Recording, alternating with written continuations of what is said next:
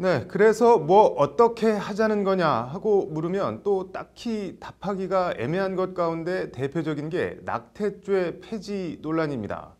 오늘 대한변협에서 열린 2017년도 인권보고대회에서 이 낙태죄 폐지에 대한 토론이 진행됐습니다.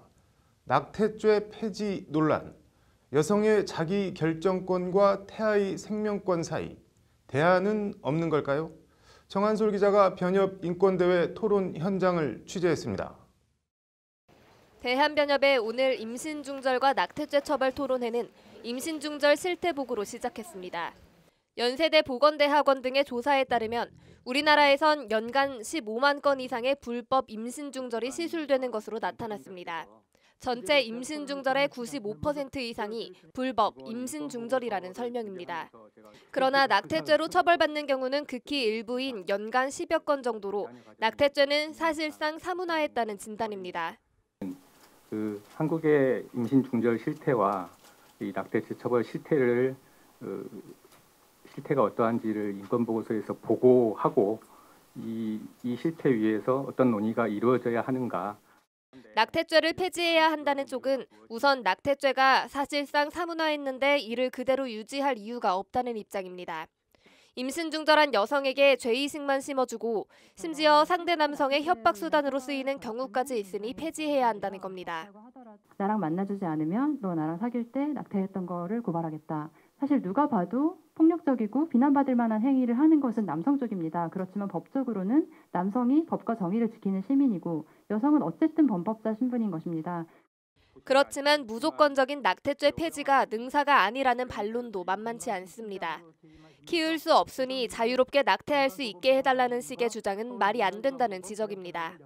낙태를 고민하지 않도록 사회 인프라를 구축할 의무가 있다. 이런 것들에 대해서는 저 모두 다 동의하고 있습니다.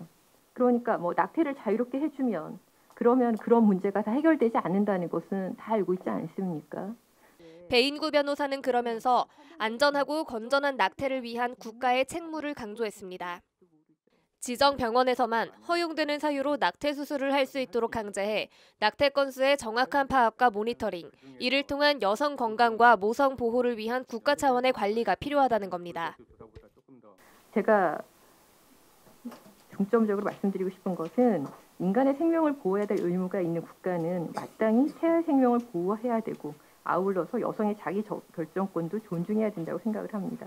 어떤 권리의 대립이 아니라 국가가 생명 보호 의무가 있다라는 그 점을 강조하고 싶은 것입니다. 낙태죄 폐지 쪽 입장도 여성의 건강과 안전을 최우선으로 해야 한다는 데는 의견이 다르지 않습니다. 다만 구체적인 방법에 있어선 낙태죄를 폐지해 지금처럼 숨어서 몰래 임신중절을 받지 않도록 해야 한다는 입장입니다. 이런 환자로서의 기본적인 권리를 보장받기는커녕 또 스스로 이제 사회적인 낙인을 의식해서 내 건강을 지금 내가 살피는 게 맞나 이런 식의 생각을 하면서 죄책감을 느끼기도 하거든요. 강론에서 일부 엇갈리긴 했지만 낙태죄 폐지 여부는 태아의 생명권이냐 여성의 자기결정권이냐 식으로 일도양단 결정될 수 있는 성질의 것이 아니다.